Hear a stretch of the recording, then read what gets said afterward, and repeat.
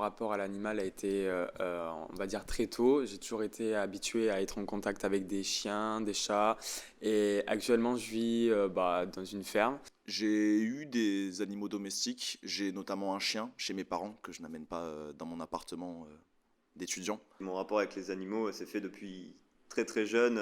J'ai eu un bon nombre de chats, de chiens, des chevaux, des poules, une chèvre naine qui s'appelait Simone. J'ai jamais eu d'animaux personnellement en gros, mais j'ai toujours vécu à la campagne, en extérieur, j'ai toujours été hyper proche d'animaux.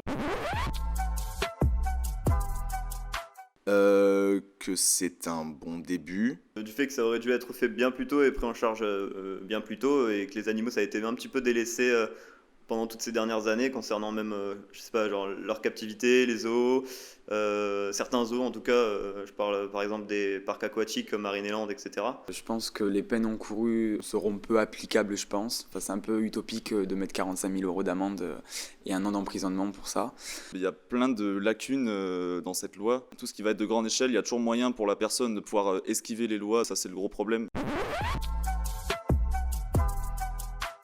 Elle est suffisante à un point, c'est-à-dire le coup de pression, quoi. Mais alors c'est un début et c'est super, mais le problème c'est qu'il va vraiment falloir commencer à se bouger. Du coup, comme je disais non, ouais, je disais que j'étais en biologie et ça me fait penser à plein de choses sur l'élevage, les conditions d'élevage.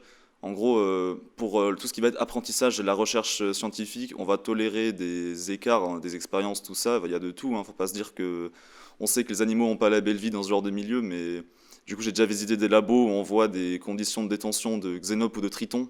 Ça balance de fou, là, hein. Et genre vraiment l'espace pour chaque individu, même s'ils sont voués à mourir, il est ridicule.